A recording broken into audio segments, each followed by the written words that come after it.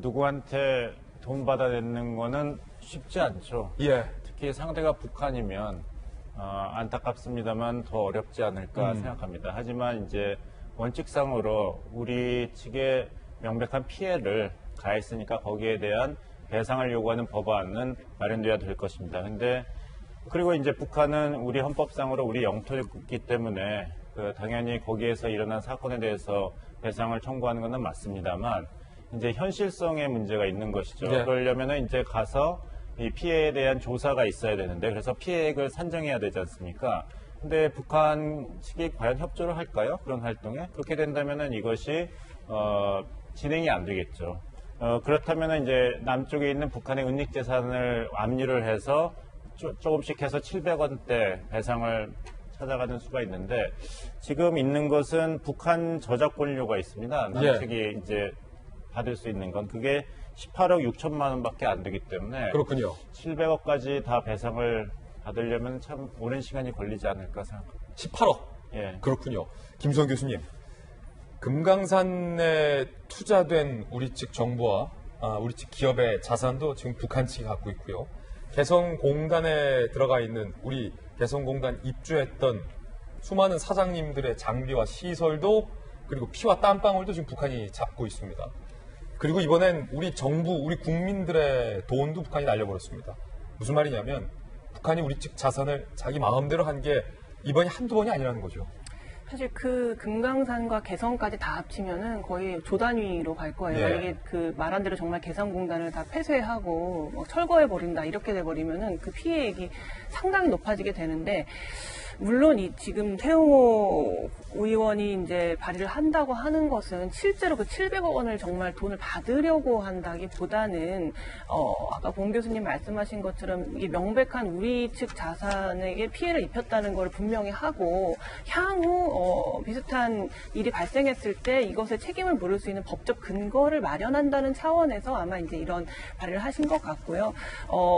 모르겠습니다. 이제 북한이 계속해서 이런 식으로 우리의 남한 국민들의 세금이 들어간 자산들을 이렇게 함부로 하고 있는데 지금 봐서는 멈출 것 같지가 않아요. 그래요? 예, 뭐 금강산도 그렇고 개성공단도 그렇고 물론 이제 상황을 봐야 되고 우리가 이제 어떻게 대응하는지를 보겠다고 했기 때문에 저쪽도 이제 여러 가지 셈법을 이제 짜고 있겠죠. 하지만 전 열려 있다고 봐요. 가능성이 정말 그 개성공단을 다 철거하고 정말 조 단위의 어떤 그 금전적인 손해를 입힐 가능성이 있다고 보기 때문에 이게 물론 남북 관계가 돈만으로 얘기될 수 있는 건 아닙니다. 여태까지 사실 많은 돈이 갔을 거예요. 직접 주기도 했을지 모르겠지만 국제기구를 통해서 주기도 하고 많은 지원금이 갔기 때문에 사실 돈이 너무 아깝다라는 어떤 경제적인 측면으로 해석하는 것은 좀 무리가 있지만 그럼에도 불구하고 향후 계속될 이러한 도발과 이런 금전적인 피해를 네. 좀 막고자 하는 이런 발의는 좀 의미가 있다고 생각이 듭니다. 그렇군요. 그 가운데 미국에서는요. 볼턴 전 백악관 국가안보보좌관의 폭로가 뜨거운 관심사가 됐습니다. 남과 북이 등장합니다. 함께 보시죠. 볼턴의 핵폭탄급 폭로, 백악관 회고록 일파만파, 볼턴의 회고록, 그 일이 있었던 방. 제목 잘 졌어요. 그렇죠? 그 일이 있었던 방. 있었던 것 같잖아요. 꼭? 북미 정상회담 당시 상황을 폭로한 건데 주요 장면, 논란의 장면 몇 가지 소개됩니다. 장면 첫 번째, 김정은을 만난 것은 사진 찍기용이었다. 트럼프에게. 2018년 6월 싱가포르 회담 당시에 별 내용도 없는 공동 성명을 서명하고 기자회견을 열어서 승리를 선언한 다음 이 동네를 떠날 준비가 돼 있었다. 그러니까 애초에 트럼프 대통령이 싱가포르로 김정은을 만나기 위해서 날아간 것 자체가 사진 찍기용이었다라고 존 볼턴은 주장하고 있는 겁니다. 공동성명서에는 뜨거운 논란이 됐었습니다. 우리나라에서도. 북한의 비핵화와 관련된 구체적인 목표, 범위, 검증 방법에 대한 언급 자체가 없었기 때문에 도대체 왜 만난 거냐? 도대체 뭘 한 거냐? 라는 논쟁이 있었죠. 두 번째 장면. 그 일이 있었던 밤, 두 번째 장면.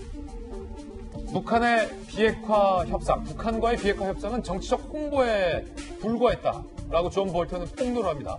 싱가포르 회담 한 달 이후에 마이크 폼페이오 미 국무장관 비핵화 실무 협상 위에 평양행을 떠났다가 김정은 못 만나고 귀국했죠.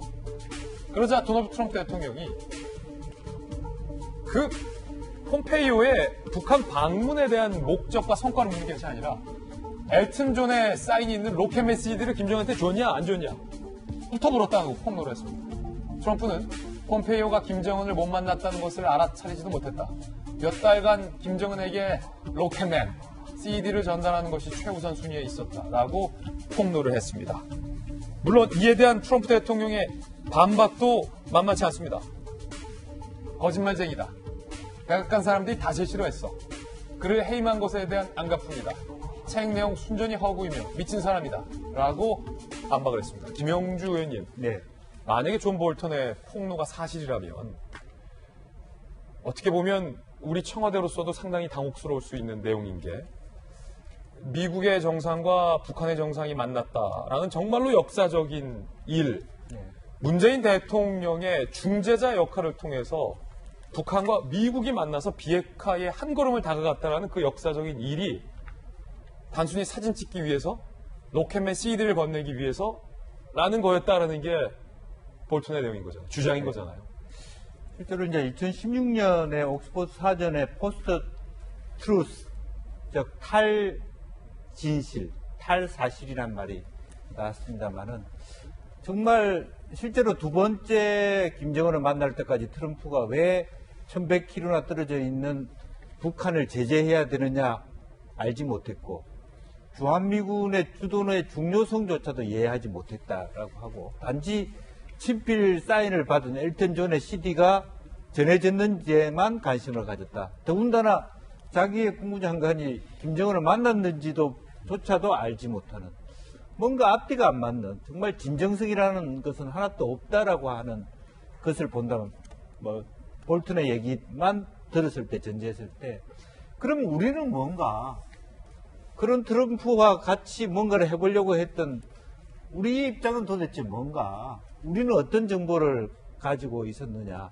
굉장히 회의를 갖게 되는 거고 김정은 역시도 굉장히 괘씸하다는 생각을 가질 수밖에 없는 거 아닌가 그런 생각이 듭니다. 그래서 사실은 이것 자체가 지금 더 드라이하게 본다면 미국의 대통령이 한반도 문제를 보는 방식이 얼마나 비상적인가. 다만 그는 대통령 되기 전부터 주한미군 등 주둔 비용은 강경히 높일 필요가 있다는 얘기를 해왔다는 거죠. 그것밖에는 미국의 실익과 자기 개인의 대선의 재선에 관심밖에는 없었다라고 하는 것이 굉장히 씁쓸하게 느껴지는 대목입니다. 홍은식 교수님, 물론 볼턴의 주장일 뿐이고 볼턴의 주장이 맞다 하더라도 어찌 보면 우리 정부도 일종의 피해를 입은 것으로도 해석될 수 있는 부분. 애초에 볼턴의 주장이 사실이 아닐 가능성도 뭐 여전히 있는데 개인적으로 어떻게 보세요? 일단은 회고록을 내려면 저런 내용이 있어야지 사볼만 하겠죠. 충격적이군요. 예, 충격적인 게 있어야 되고 기대하고 있습니다. 두 번째는 그래도 트럼프 대통령이 계속 얘기하는 거는 내가 대통령이 안 됐으면 계속 위험했기 때문에 한반도에서 전쟁이 일어났을 텐데 내가 막았다. 사실 그동안 그 2017년 위험한 고비를 넘기고 지금까지 한반도에서 긴장 완화는 계속 이어졌거든요. 그것은 저희가 인정을 해야 될 것 같습니다. 그리고 여기서 중요한 건 뭐냐면 트럼프 대통령이 북한에 대해서 이 정도 관심, 이 정도 피상적인 관심밖에 없다면 북한의 전제가 잘못됐다는 것이죠. 우리가 핵 개발 미사일을 쏘면은 미국 대선에도 영향을 미칠 수 있고 미국이 우리를 겁내서 큰 빅딜을 할 수밖에 없겠다 하던데 거기 왜 내가 신경 써야 되지? 이런 미국 대통령이라면은 북한이 무슨 행동을 해도 미국은 관심이 없다면은 그러네요. 북한의 이런 전략의 전제가 아주 잘못됐다는 것이죠. 지금 저 회고록을 읽으면은 김정은 위원장 또 이성건 외무상도 굉장히 속이 탈 겁니다. 오히려 북한이 더 충격을 받아야 할 것이다. 그럼요. 내가 왜 갔지? 내가 왜 만났지? 그 내용 아닙니까? 예. 과연 이 회고록이 불러올 후 폭풍에 대해서도 어떤 폭풍이 있을지도 저희가 취재해서 보도해드리겠습니다. 자, 첫 번째 북한 이슈 살펴봤습니다. 봉영식 교수님 모시고 이야기 나눠봤습니다. 봉 교수님 감사합니다.